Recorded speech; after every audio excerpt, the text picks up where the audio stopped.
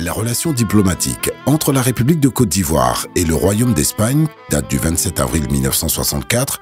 Ainsi, le roi Juan Carlos Ier avait effectué sa première visite officielle en Côte d'Ivoire du 12 au 13 mai 1979. Côté ivoirien, les directeurs généraux du ministère des Affaires étrangères de Côte d'Ivoire ont rencontré le 6 juin 2017 leurs homologues espagnols à Madrid dans le cadre d'une concertation relative à la coopération bilatérale. Cette appréciable coopération a donné lieu à la signature d'importants accords entre les deux pays. L'on peut citer entre autres le mémorandum d'entente et de coopération entre le ministère des Affaires étrangères de la République de Côte d'Ivoire relatif aux consultations diplomatiques régulières, signé le 27 juillet 2017.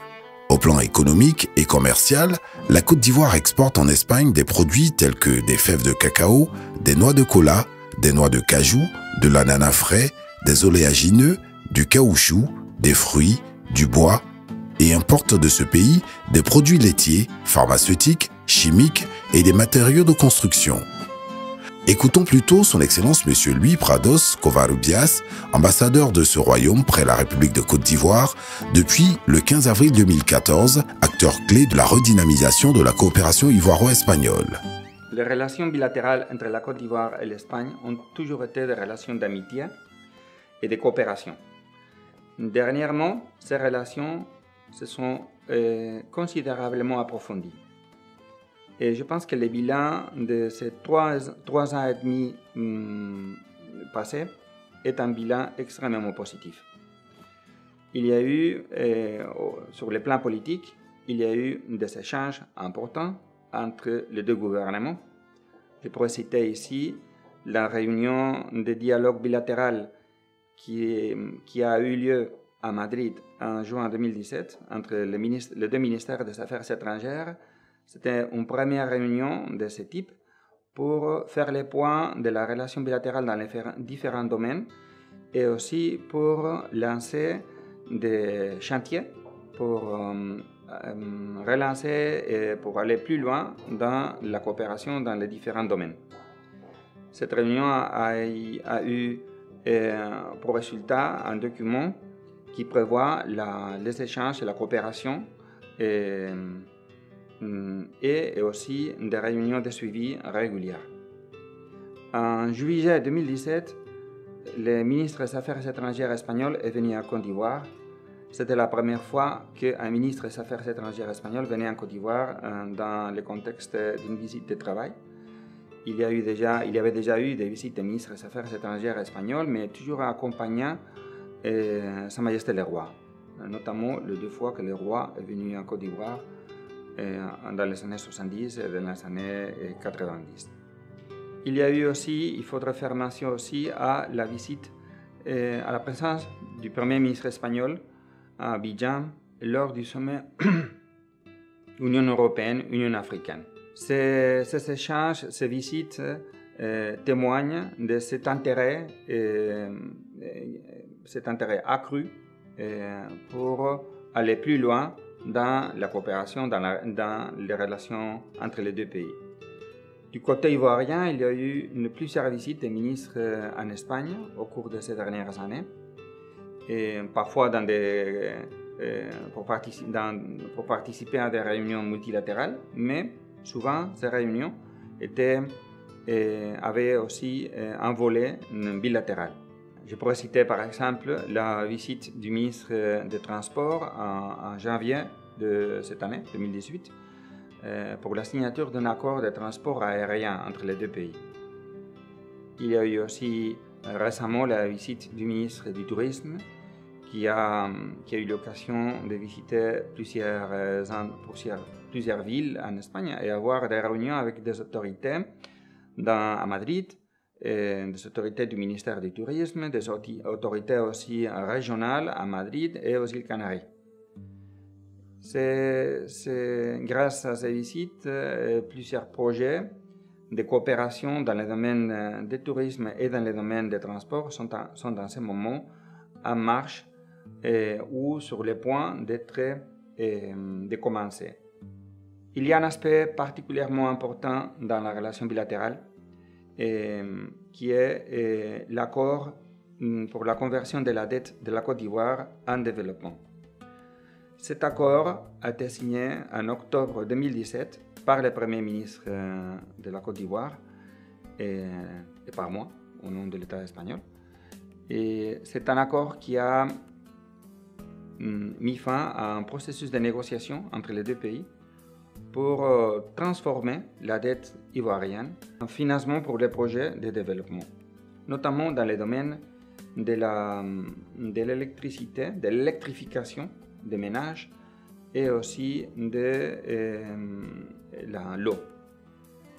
Et grâce à ces projets, la dette que la Côte d'Ivoire avait avec l'Espagne après l'annulation que l'Espagne a fait de la dette jusqu'au point d'achèvement dans le contexte de l'initiative PPTE du Club de Paris en 2012, la dette restante, c'était 102 millions d'euros, a été objet de cet accord, d'après lequel la moitié sera objet d'une annulation sèche, l'autre moitié va servir à financer des projets, comme j'ai dit, en particulier des projets pour améliorer les conditions de vie, surtout dans les domaines de l'électrification des ménages et de la fournition d'eau pour les ménages les plus démunis dans les quartiers précaires.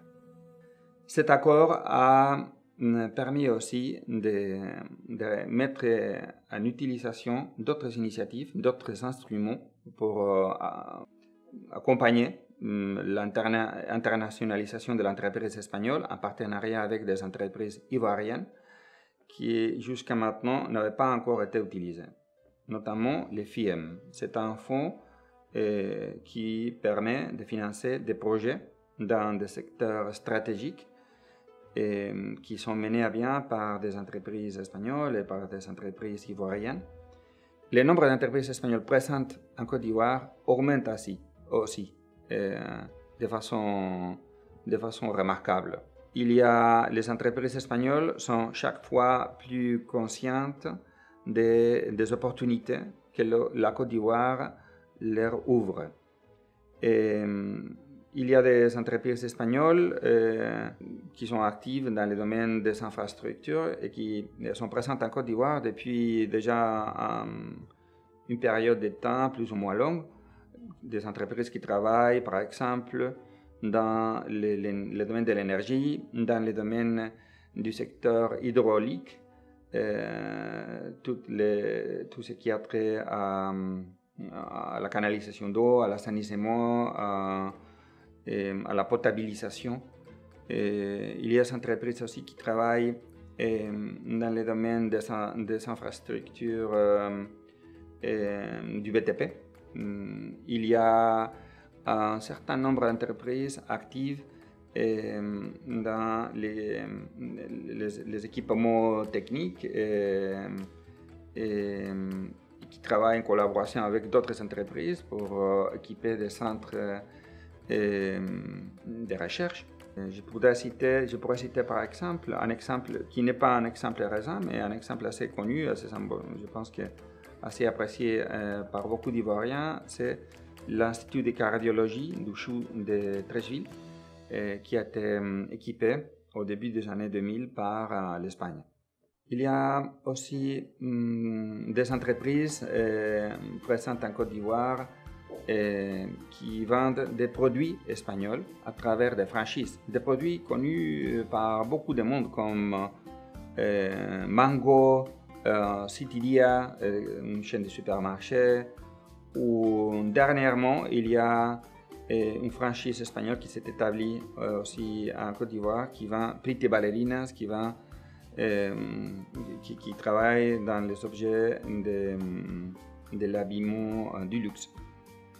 Il y a aussi d'autres entreprises espagnoles qui sont présentes en Côte d'Ivoire depuis longtemps, mais qui peut-être ne sont pas très connues du public. Des entreprises qui travaillent, par exemple, qui font le remorquage dans les ports d'Abidjan et dans les ports de San Pedro. C'est une entreprise qui est filiale d'une espagnole.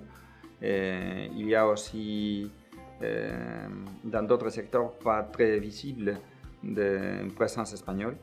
Je voudrais dire qu'il y a une entreprise espagnole qui travaille en Côte d'Ivoire dans le domaine de la transformation du cacao. C'est une entreprise qui fait partie d'un groupe espagnol qui produit du chocolat et qui fait la transformation du cacao. Et ce groupe a ouvert une usine en Côte d'Ivoire.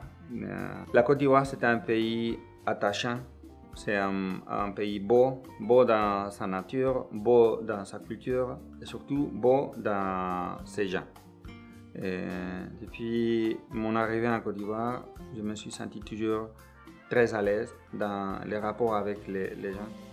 J'ai beaucoup apprécié la chaleur des Ivoiriens, sa capacité de communiquer, de transmettre des bons sentiments, sa facilité pour les sourires. Et tout ça a rendu très facile mon adaptation à ces pays. J'ai eu l'occasion de voyager à l'intérieur, au nord, au sud, au centre, à l'est, à l'ouest. Et j'ai toujours admiré la diversité culturelle ivoirienne, la richesse de ces manifestations culturelles, et la forte identité des peuples de la Côte d'Ivoire. Et tout ça, c'est une merveille. C'est un trésor qu'il faut, je pense que les Ivoiriens doivent mettre en valeur, doivent protéger pour les partager avec les autres dans le but de l'unité et de la fraternité avec les gens d'autres peuples, d'autres cultures. Excellence. Monsieur Louis Prados Covarrubias, le gouvernement ivoirien vous remercie pour votre contribution au réchauffement des relations entre la République de Côte d'Ivoire et le Royaume d'Espagne. Il voudrait vous compter désormais parmi ses ambassadeurs auprès des plus hautes autorités de votre grand pays.